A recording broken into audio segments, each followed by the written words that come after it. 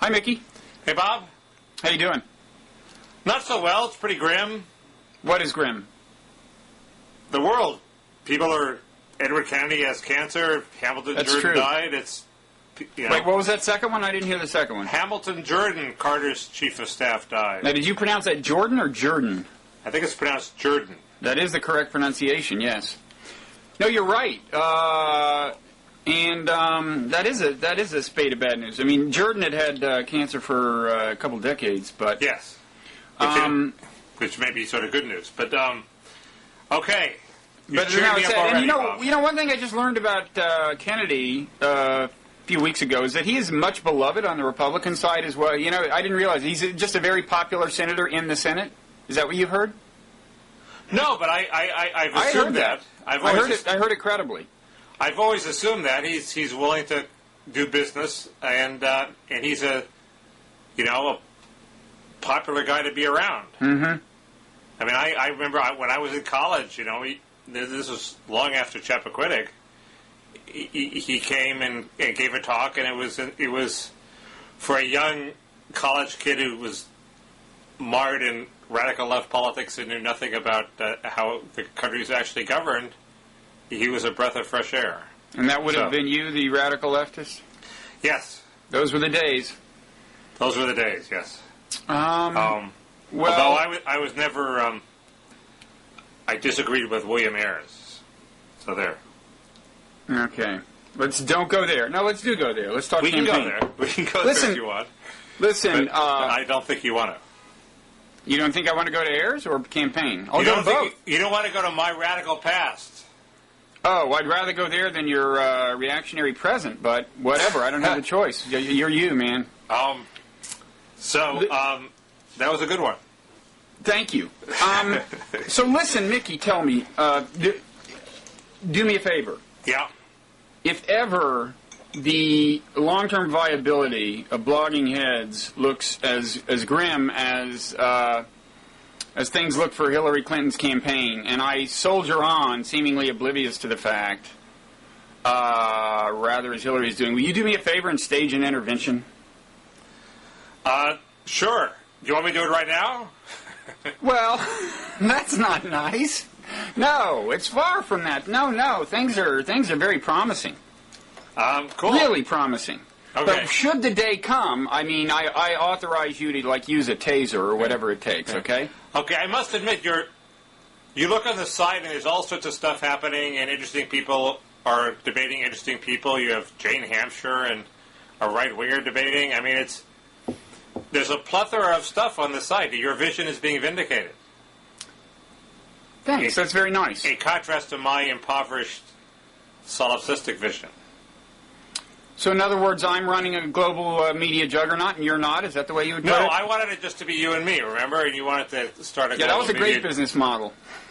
Well, we'll see, Bob. Hey, it's still it. We're still here. That was the point. Well, and there are more people watching than would be if it was just us showing up every week. That's my argument. Is that there's synergy among the dialogues, but let's don't get into a personal dispute. Your book that's going to bring peace to the world would have been out already if you hadn't spent your time building a global media juggernaut. Let's don't go there either. I just got an email from my editor. But things are going okay on that front, too.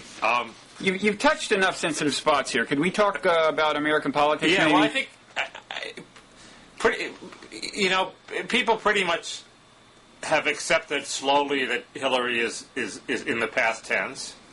She's gone from present to past, and the one sort of alarming possibility is the possibility that even after all the delegates are picked, Obama actually won't have a majority. That there'll be enough holdouts so that the balance of power will be uncommitted superdelegates. Why? Because Edwards holds down to so many? No, because there's still enough. There's still a couple hundred uncommitted superdelegates, and it's a close race. I think that's a crazy thought. I mean, I think once it's clear that he's the man, then the uncommitted superdelegates have nothing to fear from signing on to him. They just know that the Clintons, I think, are thought of as not being totally averse to retribution, and so if there was going to be a Hillary administration, they'd be in trouble for jumping ship too soon. I think until he has the majority, he's not the man. It's a catch-22. And they could hold out for all sorts of things. They can. This is from Chuck Todd, Bob. He knows more about the numbers than we do.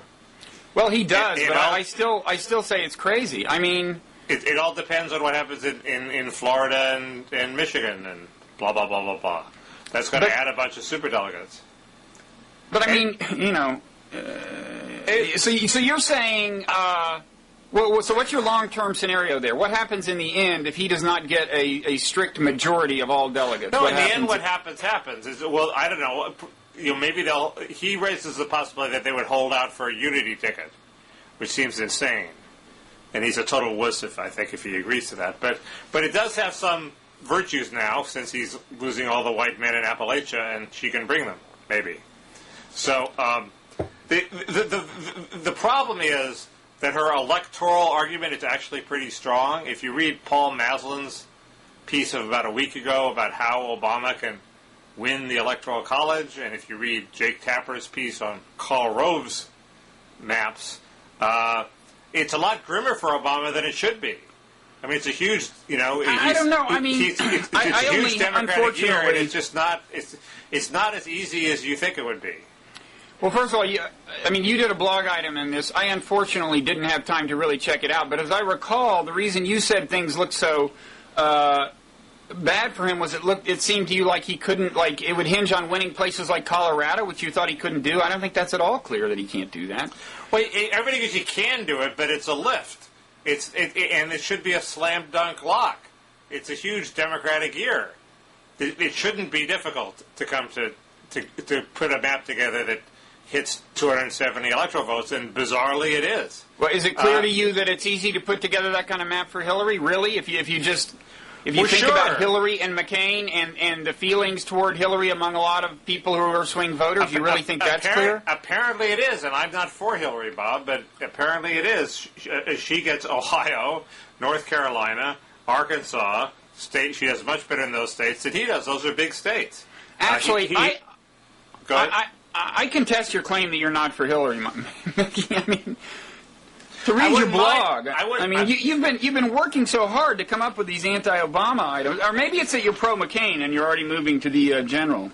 I thought I was. I'm certainly not pro-McCain. He's going to bring comprehensive immigration reform, Bob. So you say. McCain and an overwhelmingly Democratic Congress, which is a distinct possibility, is my nightmare scenario.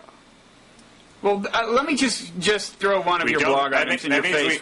That means we don't get health care and we do get immigration legalization. So. Okay, then maybe it's because you're for Hillary. But listen, I mean, you made a whole blog item out of this quote where Obama says he's explaining why he lost some votes in some of these states, and he says Senator Clinton, I think, is much better known coming from a nearby state of Arkansas. So it's not surprising that she would have an advantage in some of those states in the middle.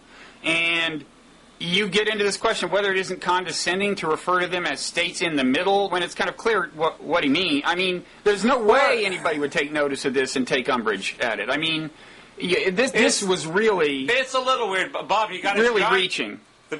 He's really weak. He's obviously unfamiliar with geography since his state touches on Kentucky and Arkansas is much further away, and he says, well, she comes from a neighboring state.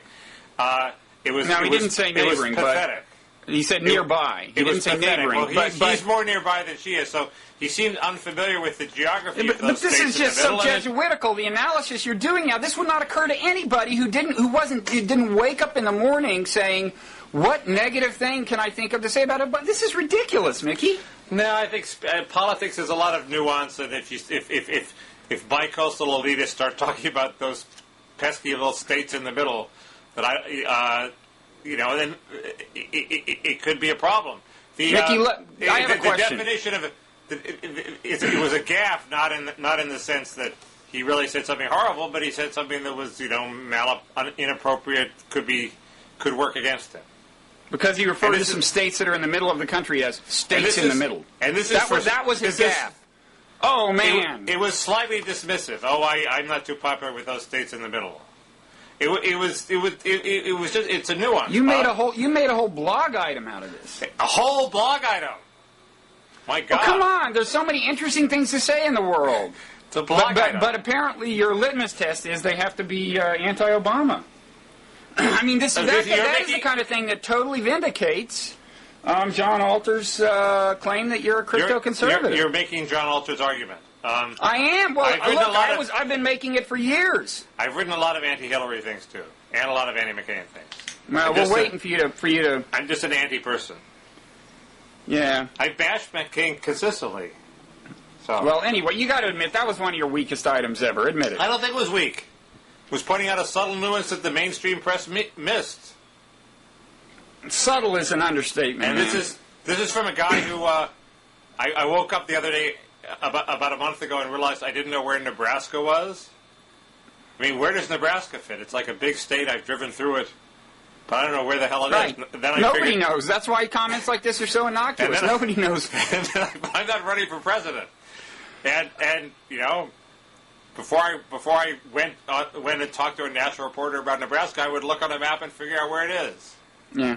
Well, here's the deal. I mean, on this Obama-Hillary thing and her persistence, I mean, people, you know, there are people who are saying, well, if she can get the Florida thing done, if she can get the Florida-Michigan thing on the table, or if something really horrible happens to Obama, then she's got a chance. But the fact is, both of those things have to happen if you look at the numbers. I mean, I went to the Slate delegate counter, and I said, okay, assume you give her Florida, assume they do a rematch in Michigan, and she wins 2-1, and assume every other primary between till the end is 2-1 Hillary, total blowout.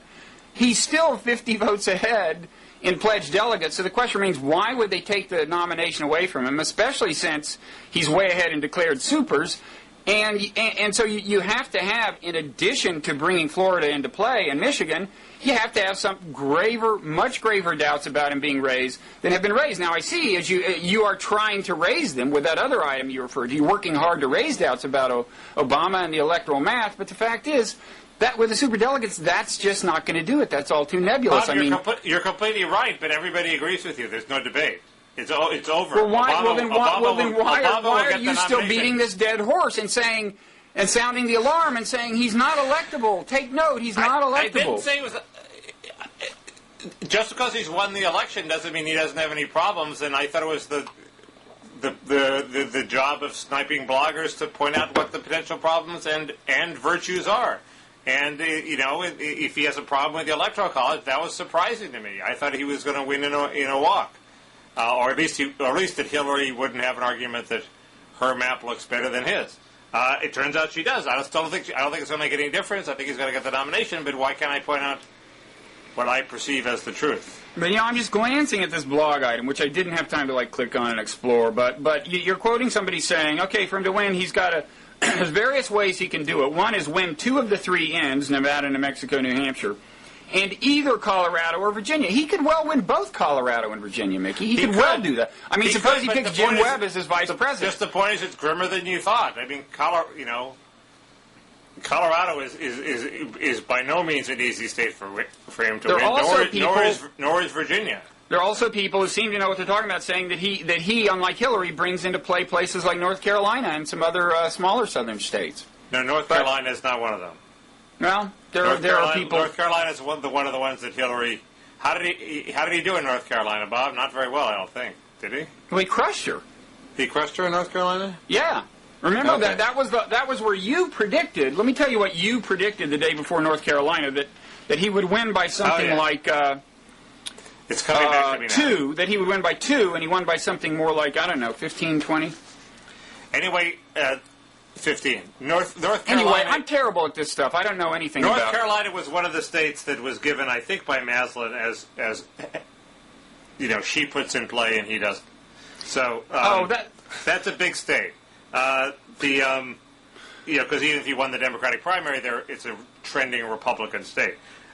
So if you lose Ohio and North Carolina, even if you bring in to play Colorado, North Dakota, Virginia, Minnesota, and Nebraska, which are the states he does better than she does in, according to Karl Rove, that's not a good trade. You want Ohio is always important, and you want Ohio, and I don't think either of them win Florida. So no, I think he should write Florida off. I think she might have a chance at Florida. I don't think there's any way he wins Florida. Well, there is this argument that my friend Annie Bardak makes, which is that the Cubans are on the verge of flipping. In other words, the older generation of Cubans are all pro-embargo. Anybody who wants to lift the embargo, is a communist traitor, et cetera, et cetera. The new generation, I think especially the Mario Boatlift people, are, but certainly the newer refugees depend heavily on ties to Cuba. They have relatives. They send money. The embargo has actually hurt them financially. It hurt their families financially. They don't really like the embargo. And if you took a vote even in the Cuban community in Florida, it would be split. And as it ages, it tilts more and more against the embargo. In fact, there was a rumor that Mas Canosa's son, Mas Canosa was the big Cuban expatriate leader, and his son took over when he died, was on the verge of flipping. I don't think he did flip, but changing his position on the embargo. So it's not at all clear that what McCain did yesterday in Miami is a surefire slam dunk winner. Well, I certainly think Obama should assume that what you said is the case and not back off of his position in Cuba, because A, it may win in Florida. B, if you're right, he could win Florida, even saying that. B, I don't think he's actually going to win Florida in any event. And C, I don't think he can afford to be seen as backing down on all these foreign policy issues. In fact, I think one of the great perils he faces is that will be his instinct, is to walk back certain issues like Iran, like negotiating with, like talking to Iran in the face of McCain's onslaught. He already has walked it back. How far? What has he said? He said, well, his aides, I think Susan Rice, said, well, he wouldn't necessarily talk to Ahmadinejad. He could talk to lower-level people. There'd be a lot of diplomatic work first. That's a bad sign. And that was not his answer in that debate. That is a bad sign, and I'll tell you what I think he should do instead. I mean, first of all, when your problem is that you're perceived as not being tough enough on foreign policy, it's intrinsically bad to be retreating on foreign policy issues, because you're then embodying exactly the accusation of your opponent, which is that you're weak. Okay. But if your perception is that you're maybe a little bit of a crazy leftist, if you back off the crazy leftism, that's a good thing. So there's a tension between it's not crazy left. macho logic, and reassuring logic. There are things he can say. He needs to have more creative talking points on foreign policy. It's a real problem. And here's the thing I think he could say, and you'll say this is crazy. I think he could say this. He has said, the fact is, you're right. In the debate, he basically said he would go talk to any head of state, right? He said that. Right. So either he retreats and looks terrible, which you say he's in the process of doing, or he backs it up by saying something like the following. Say, look, yeah, I'll go talk to Ahmadinejad, and because I just want to make sure that the allegations are true, that he has no interest in being a responsible member of the world community, and I'll go find out for sure. And if at the end of my discussion with him there are not signs that he's prepared to move further than he's moved, I will come out and I will say exactly that. I will say, look, I am now. It now looks as if the skeptics were right. This guy is not prepared to be a responsible member of the world community, and we will treat him as such. And just say, I'll tell the truth afterwards. And then he should say, and if I say that, it will actually have credibility among our allies in the world generally, in a way that it'll have a kind of credibility that it would not have if uttered by a president who is on videotape singing songs about bombing Iran. Okay? Foreign policy is not a joke. I'm serious, and there isn't videotape of me singing those kinds of songs, and that's why I could go talk to a guy like that and then come back and just tell the world with brutal candor that he's a serious problem, and I would be believed in a way that John McCain wouldn't be believed. Now, what is actually wrong with that? That's fine. It just I wouldn't make too much of the singing of the song. He was obviously joking. I would make a ton of singing the song, because whether you think he's joking is irrelevant. I assure you, people in Iran are not saying, don't you sense the wry sense of humor there? Right, but they're not voting in the election. The question is whether Obama's point is that... thought he was joking, and he obviously was joking. No, but Obama's point... Bob, you would win an election if the world voted, but the world doesn't vote. No. The point is, you explain to American voters, okay, that things like singing songs about bombing other countries are perceived by non-Americans in a way that damage the interests of America. Do you think Americans can understand that logic, Nikki? Well, I don't know. Reagan was doing that all the time, and gee, what happened to him? Sure worked against him, didn't it? Actually, that was a big controversy. He was already president. If you're talking about the testing 1, 2, 3, with the bombing of what blah blah blah will commence. Yes. That one moment is what you're talking about, right? It seems to me he was repeatedly making gas, but that's the one I'm thinking of. That's the most obvious. Well, he was already president. He did it. There was a big issue about it. But B, in Reagan's day, America's national security was not so damaged by adverse opinion in the grassroots of the world. In other words, there weren't terrorist recruiters out there trying to make hay out of this stuff. And in a lot of ways, I would argue, it's more important now that the president have some sense of the gravity of his utterances and some awareness that they're not going to be perceived around the world the way they're perceived in America. And I'd like to hear what's wrong with what I just suggested that Obama say about Iran. No, there's nothing wrong with that. I just think as a matter of electoral calculation, you're requiring the American public to be sophisticates just like you, and why make them... I don't think so. The logic's not that complicated. You don't need to make him go that far. Well, you do, because the alternative is for him to be seen backing down on foreign policy issues, which only makes McCain's case for him. The guy's a wimp. I'm not saying you should back down. I just think you don't have to... I would not make too much about McCain singing "Bomb Iran" to the tune of Barbara Ann. No, I think Obama should only... Everything else you said was fine. I think Obama should only emphasize it in the context of world opinion, the way I just said it. He shouldn't just make casual references to it. He should explain why it's an incredibly stupid thing to do. Well, he's not like I say, he's not running for world opinion. No, and he's not showing signs of being creative enough in combating these foreign policy allegations, and that may kill him. In general, he needs more creative rhetoric on the domestic front too. I mean, he doesn't. This great speech that he delivered yesterday sort of left me a little cold. I mean, it didn't have a whole lot of new in it. It had a whole lot of civil rights era rhetoric about billy clubs and that's a Democratic primary point. That's not a general election point. He needs to show he's patriotic, not just in the sense that he would have been for the marchers in Selma, but that he the more about his grandfather's generation in D-Day and non-civil rights experience and it was still unbalanced in that sense. And there wasn't a whole lot of creative domestic policy stuff. There was the national service that was in there. That's an old chestnut, old DLC chestnut. That's fine, but something bigger like school choice or he had this sort of brilliant position on affirmative action that he latched onto that he hasn't emphasized, which is yes, you consider anybody who's overcome an obstacle, and overcoming racism can be one of those obstacles. So you smuggle in the race factor in a race-neutral way. It seems to me that's the killer liberal position.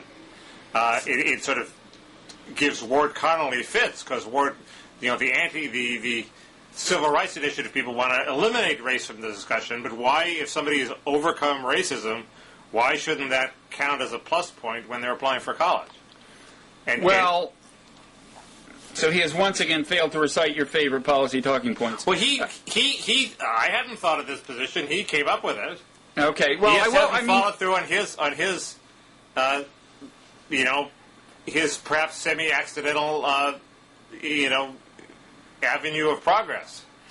Well, I would say on the issue of moving to the center, which is also moving toward you, which is okay. Not that that's a bad thing. I would say it is of course the standard ritual after you win the nomination to move to the center from either side.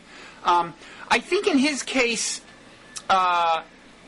there's maybe a little bit of a constraint on that in that he is so much a kind of a movement candidate in a certain sense. I mean, there is this highly energized base. And that's the reason you can get pictures of him talking in front of 70,000 people in Oregon. And I think it's important that he maintains some of that enthusiasm. And that's one thing I'm thinking about when I say he should not retreat on foreign policy.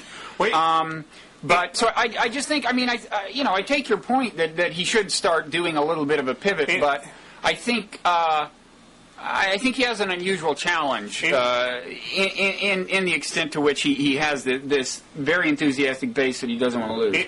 In general, he seems to move to the center by adopting symbols, by wearing the flag pin again and having himself photographed next to the cross. And I think that's not going to do it. He needs to do some substance too.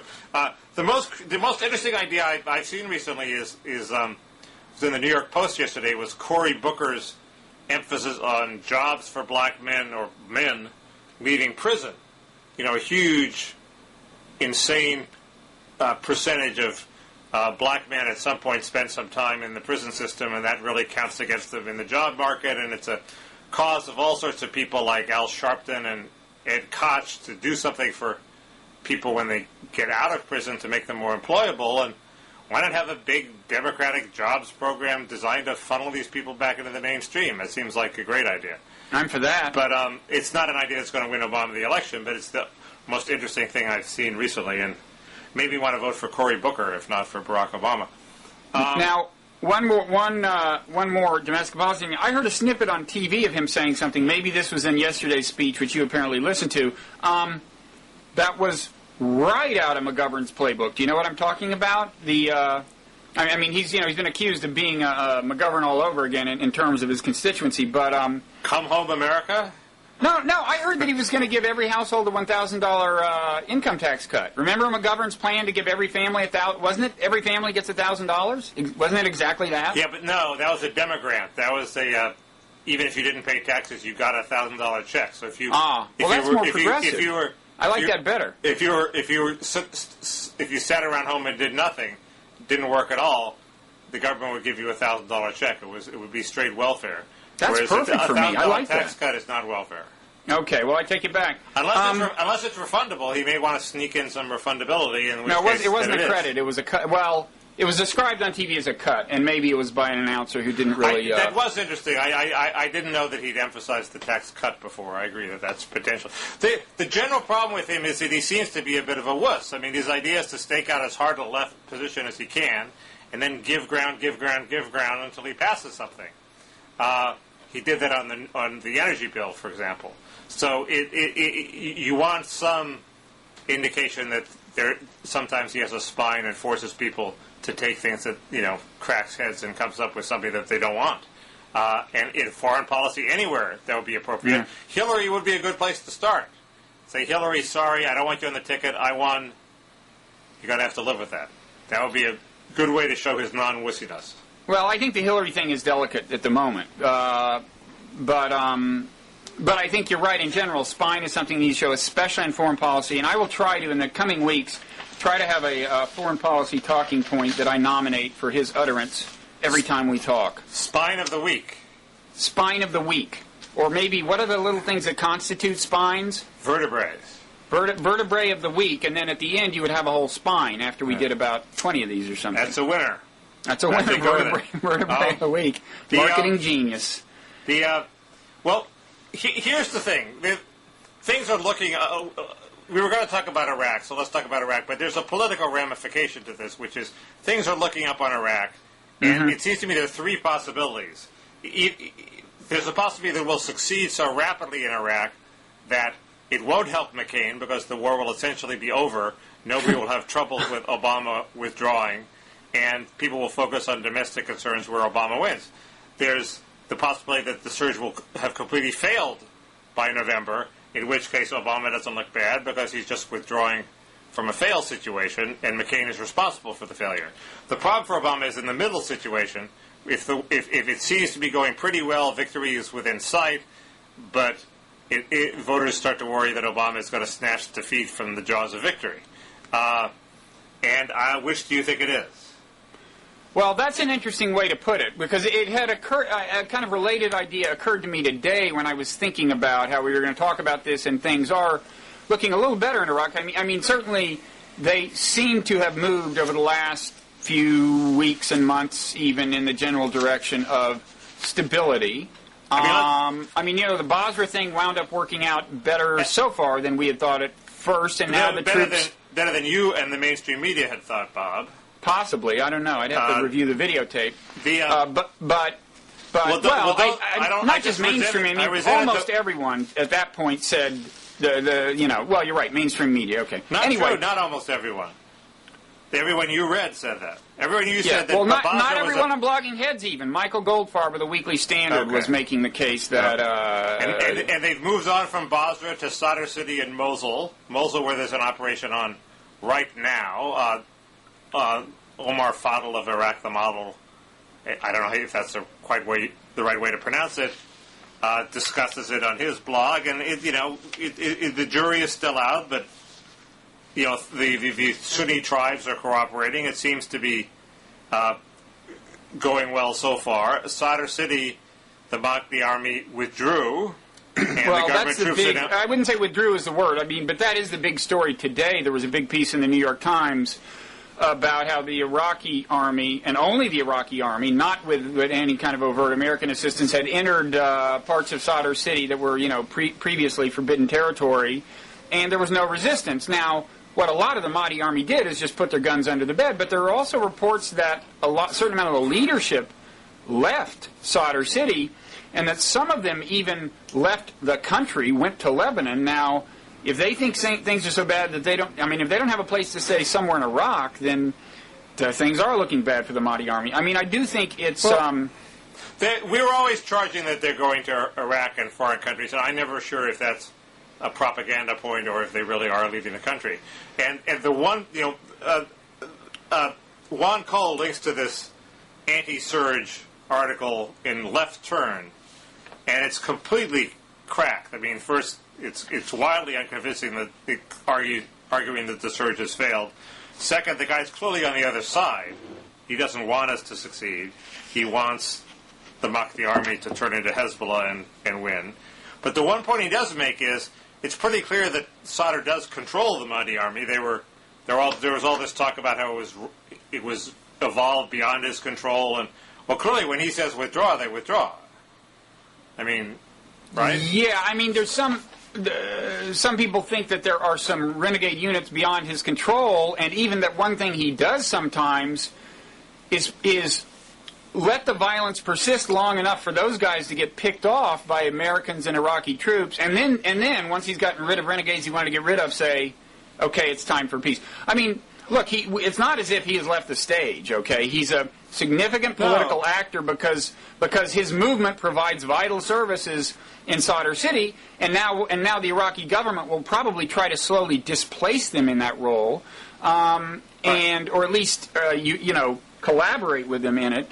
And also, there are all these people in the movement who have put their guns in the closet but still have the guns. So it's a long way from over, but I do think what you started out saying is right. Politically, you have to, as in the context of the campaign, you have to reckon with a distinct possibility that things will be getting more and more stable in Iraq. One thing that could certainly happen over the next 6 months. Isn't that Obama's biggest challenge? He has to send some sort of signal, probably after the convention, that I am not going to snatch defeat from the jaws of victory in Iraq. Well, I know a success when I see it. I'm not going to blow it just because of my ideological predisposition that it was a stupid war to begin with. Well, I think what you said earlier is right, that it depends very much on how close to stability Iraq seems. I mean, in a way, stability is good news for him because I thought one of his more rash promises was to get all the troops out in a year, which just logistically is hard to do, Right. And I mean, you can do it, but in terms of doing it without in a kind of geopolitically and strategically graceful way, it's a real challenge. And I always thought he should leave himself a little more breathing space on that issue. And you might say that, look, if things are looking stable in Iraq, it's more plausible for him to say, I can get the troops out in a year with all hell breaking loose. But I think you put it in a finer point on it, and it's this, the way you put it, that if things are really stable in Iraq, it works for him in that way. If they're just seem to be kind of moving haltingly towards stability, then maybe he has trouble arguing that it's a good time to get all the troops out within a year when you seem that close to stabilization. And at the other end of the spectrum, if it's just all-out bloodbath civil war, it's like what's to be lost by yanking the troops, right? Which, That's kind of your argument. He has that very bad answer in the debate where they said, if the generals tell you all hell will break loose if we withdraw, what would you do? And instead of saying, well, generals always say that, I'll make my best judgment, he said, I would withdraw anyway. So I wouldn't. He basically implied the generals would have no effect on him. So he has that very bad answer to back off of. I know you want to show spine, but that's a case where I don't think he should show spine. I'm also not sure he should be denigrating generals by saying things like, oh, that's what generals always say. I don't recommend that for a Democratic candidate. Well, it's better than I'm going to ignore them. I'm going to discount them is better than giving them more credit than I'm going to ignore them. But, speaking of American generals, if you were looking for ways that that stabilization in Iraq could be good for Obama, and I, possibly unlike you, am looking for that, it's interesting that the Petraeus strategy, I mean, as you know, I don't think the surge is anywhere near wholly responsible for what good news there's been, but it certainly, I think, is partly responsible. And it's a big concession for you. What's that? It's a big concession for you. No, I've always said I think that it played a role, but there are these other two factors I always cite. But anyway, his counterinsurgency strategy is, I mean, let me put it this way. I think I'd be okay with Petraeus as Secretary of State, judging by his counterinsurgency strategy. Okay, it's much more like a left of center foreign policy, which is that there's tremendous understanding of the importance of winning hearts and minds. If we had a Secretary of State who was that concerned about winning hearts and minds around the world, as Petraeus has been in Iraq, I'd be game for that. Not that it's been totally this kind of PR strategy. I mean, the strategy is you distinguish between the reconcilables and the irreconcilables. You kill the irreconcilables or make life very hard on them. But there's this very large number of reconcilables. And the key thing is, he defines them pretty broadly. So, I mean, if you take, like, the issue of, should you talk to Iran, or better yet, should you talk to Hamas, where people on the left argue that there are moderates in Hamas, and you've got to be subtle and distinguish them from the irreconcilables, okay? I see Petraeus' strategy in that context as translating into, yes, there are some people in Hamas you should find a way to talk to, some people in Hamas. And that's the Democratic left of center position. So I think, I mean, now this probably is maybe too subtle for electoral politics, as you were probably about to say, but I think it's a fact that the success of the counterinsurgency strategy in Iraq is in some ways a vindication of a left of center worldview. No, well, Petraeus has always been, had that rep. Petraeus could be Obama's Secretary of State. Well, Here's your ticket. I think Richard Holbrooke might have something to say about that, but well, the sooner he leaves the stage, the better. But I'll tell you, I mean, is there a graceful way that Obama could float the idea? I mean, I guess you can't take an acting general and make him secretary. Well, but who knows? Colin Powell retired and became Secretary of State. Why couldn't Petraeus be Obama's Secretary of State? It's a little early because he just got promoted to oversee the whole Middle East, and you got to give him a shot at that job, I think. Well, what if Obama, though, just kind of semi-jokingly, by way of making the point I just made in a debate or something... Semi-jokingly is okay.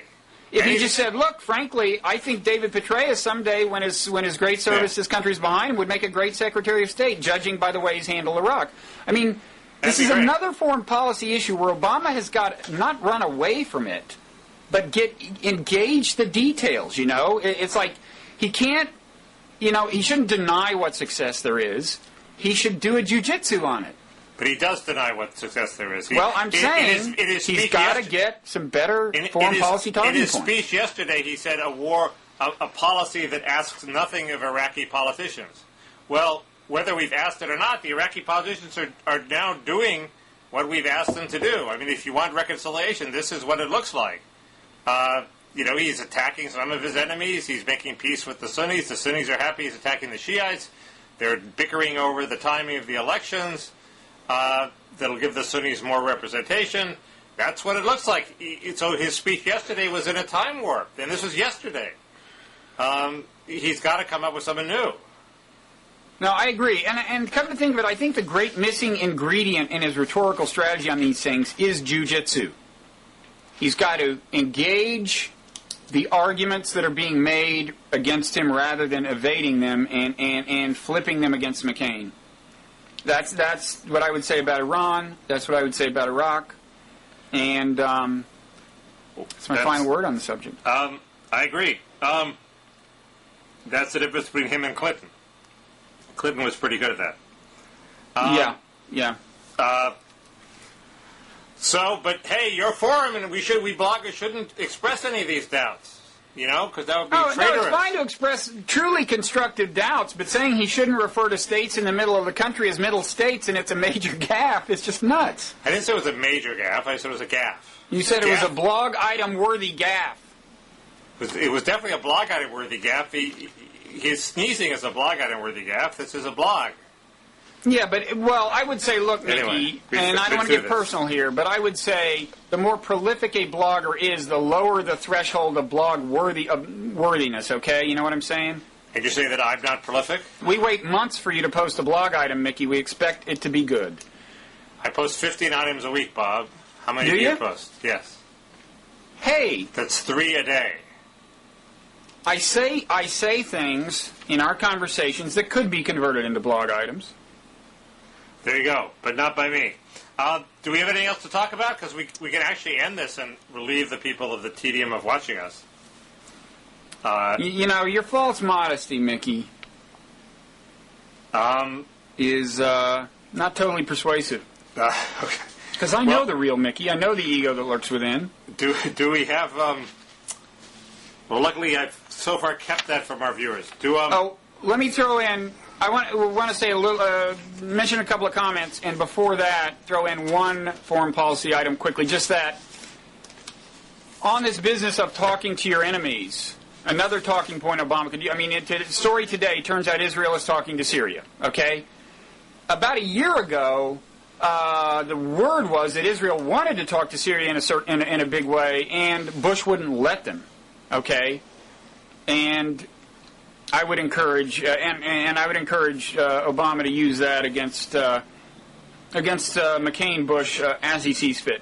And actually, I will not develop that further, since I promised to come up with a vertebrae a week, right? So you can use that as your next week? That will be my next talking points vertebrae, possibly. Okay, we're going to macho this guy up. Okay, so on to... want to talk about commenters? Do you have anything to say about our commenters? I don't. But they would be good things if you had them, right? Probably not. Okay, well... first of all, I want to say this is an important announcement. The Bloggingheads comments nanny has a new arrow in her quiver. Yeah? And it's this. And it's interesting whether you think that this represents a further constraint on free speech or an actual kind of de facto further liberation of speech on in the comment section.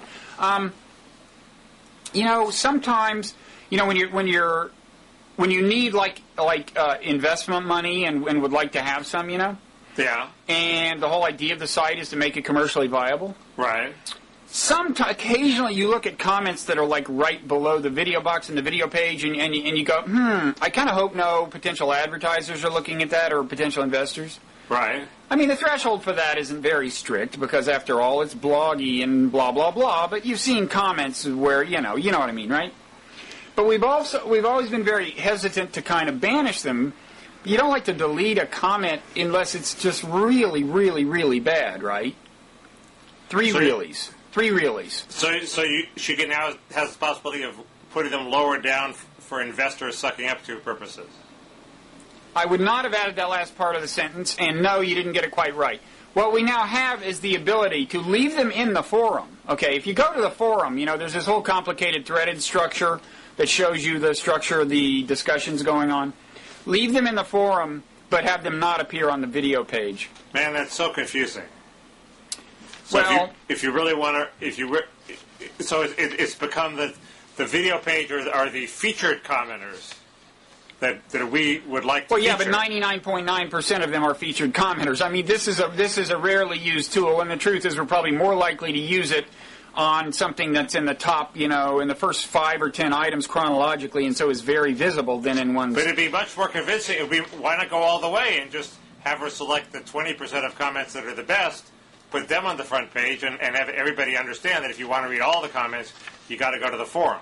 First of all, it's a lot of editorial work, A. B, it's very subjective. You wind up alienating some commenters, including some whose work did, in fact, arguably deserve to make some kind of cut. People will be competing for her attention. Terrible idea, Mickey. They'd be looking for the... That's what Huffington Post commented bloggers do. They all blog and they all want to get on her homepage. And they write better for it. Yeah, but that's a comparison to the people on Bloggingheads more than the comparison to the commenters, isn't it? Huffington Post bloggers... By the way, you ever read those comments on the Huffington Post? Well, they're not... The Huffington Post bloggers are not that different from our commenters, I don't think. Hey, that's a great blurb. That's a great blurb. But, maybe not as crazy. That's a great blurb. Our commenters are as good as their bloggers. And you should see how bad her commenters are, Jesus. Well, but that's not the comparison you're making, and I'll leave that for you to say, and I'll just send Ariana this dingle-link, and she can make of it what she will. I would just like to hone in on that earlier thing you said, which is that our commenters are as good as her bloggers. She's making money and you're not, buddy. That kind of shut me up. Okay, about time to wind this one down. Okay, well, so, I don't know. I don't quite approve of that, but I agree that it's a problem that the first guy gets pride of place. We've had this power for several weeks, and we've used it one time, I think, okay? Okay, well, it's just the idea that you're reading all the comments except for the most interesting ones, which are the ones you've removed. No, these would generally not be interesting comments. Okay. I mean, I can actually think of an example where one really was a clever one, a comment from long, long ago that was extremely kind of clever and funny, but it was a very first comment. You might be tempted to do this with that, but I don't know how you'd come out. But it was there had been much discussion in the comments section about how we didn't have many black people, and then there was suddenly a dialogue between two black men. And the first comment was just, as I recall, I see black people. And first of all, it was a reference to the movie The Sixth Sense, I assume, right? I see dead people. I can't believe you took that down. That's funny. We didn't take it down. Okay. What I'm wondering is, if that had appeared... on the other hand, it's a kind of comment that like half of the people who come there are probably going, weird, what's this? And so I'm just wondering, if we had this subtler power of leaving it in the forum, but taking it was the first one under the thing, what would we do? I don't know. We didn't take it down. We have not used this new power on anything remotely as clever as that one. I assure you. Only on one, not clever. Okay. Okay. So, now, on comments. Yeah. I took a certain amount of heat because I referred to McCain screaming at this New York Times reporter on the airplane in this video. Yeah, he wasn't screaming. And so a commenter who defended McCain, whose username suspiciously is Cain, C-A-I-N, kind of called me out on that. Bob sometimes angrily overstates matters. I saw the clip where McCain, according to the media, loses it on the airplane at the detestable New York Times reporter Elizabeth Buemiller. Is she detestable, Mickey? No, I don't think she's detestable, although I think the Bush White House detests her. Well, more grounds to be suspicious. Elizabeth Buemiller's problem is she obviously doesn't like the Bushes, yet she was assigned to the Bush beat, so she tries to suck up to them by writing as nice things as possible in a sort of cutesy way, but she obviously doesn't like them. So it comes off as bad. It just doesn't read well, and the Bush people see right through these phony compliments, and they know she hates her, and they hate the New York Times, et cetera, et cetera. So I think that's her problem. It's a structural problem of being the New York Times reporter doing, inside personal stuff on the First Lady of the Bush White House. But she's a very smart reporter. I mean, she's not detestable. She had a tough job. Sounds like you're kind of wavering on this issue, but anyway. I didn't like the sucking up to Laura when she obviously hates her. Yes. Okay. But anyway, he goes on to say, if this is the incident to which he refers, then no screaming took place. And I think he's right, actually. Then Graz joins in, G-R-A-Z, Yeah. and says he agrees with him that, referring to my parroting of this example, parroting the mainstream media's mischaracterization of it, he says he's guessing that that would be Bob, I'm too busy to have vetted this particular case. Actually, I saw the videotape but misremembered it. Well, but they're right, I was wrong. He didn't screen. However, Jack McCullough, more recently, after watching the Gary Hart dialogue where we discuss McCain's temper, says, I saw, and this is a case where a username could actually be the person's real name, I assume, Jack McCullough, said, I saw that video and didn't think it was someone out of control. I saw a bully, not an attractive trait in a candidate or a human being. I think that's closer to what was troubling about it. I mean, he was visibly having to restrain himself from either screaming or like getting physical and throwing things or something. He always bullies when he's in a jam. That's his first response. He does that with immigration too. If you ask him a tough question, he starts bullying. So you embrace, and that's that's one of his problems. So you embrace Jack McCullough's. Yeah, no, he always bullies. Okay. That's one of the problems with the guy. But unlike apparently it's weird. Obama apparently does not throw screaming fits. He gets sullen and angry, and when he gets really pissed off, gets dark and goes quiet. And so people who were veterans thought he really actually was pissed at Reverend Wright during his the final press conference where he finally cut ties to him. He looked pissed to me. He didn't look pissed to me, but just because I don't follow him. So it's possible that people who follow McCain could sense that he was really pissed at Elizabeth Buehmiller, and that fed in there, even though he kept it barely under control. Oh, it was obvious. That fed their coverage of it. It was obvious. We'll try to remember to link to that tape, okay? Let's one of us remember to link to the YouTube video of that, which one of these commenters did. Finally, Ed Fielding, having watched this recent dialogue with Will Wilkinson and Jeff Charlotte. By the way, Will Wilkinson is now a commenter on Marketplace, that public radio show. Did we catapult him to stardom, Mickey? But radio is not the right place for him. He's the heartthrob of Bloggingheads. Well, tell him that. Tell him to spend, focus on Bloggingheads, Will. Focus. No, this is your calling. He should get a job on TV. Don't tell him that. What are his groupies aren't going to want to listen to him on the radio. You're right. Focus on Bloggingheads. Okay. But MSM-TV is not worthy of him. Anyway, that dialogue, Ed Fielding said of it, I can't help but regard this 1 hour as the most important thing and most satisfying in its range and depth of anything I have encountered on the web. Jesus. That's one thing that no one has ever said about a dialogue of ours, Mickey. Here's another thing. In the same commenter says to Jeff Charlotte, my respect for your capacity for inquiry was propelled several orders of magnitude beyond the imaginable. Another thing no one has ever said about either of us, Mickey. No. So the bar has been raised, and we are vowing to meet it. We're going to be worthy of that kind of commendation next week. Is that true? I'll have to look at this dialogue. I doubt it, but It actually is very good. You know what it's about is that weird cultish group, The Family, that we talked about. And Jeff Charlotte is the guy who wrote about it for Harper's. Oh, right, that's right. Yeah, and he wrote this book about it that's out, and it sounds like very well reported and credible and interesting. But I encourage people to watch the dialogue, buy the book. I can't believe they. I accept that it's as good as they say, but it's hard to believe that they could pull it off. But maybe they did. But who could pull what off? An hour talking about The Family. No, it's fascinating. It's engrossing. Okay. It's great TV. Okay. And not to contrast it with anything else.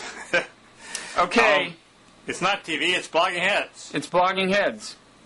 There you go. Bloggers talking to bloggers. What could be better? Okay. Maybe we should bring this to a close. Bob's vision. Okay. Thank you, Mickey. Okay. We'll see you next week. See you next week. Bye.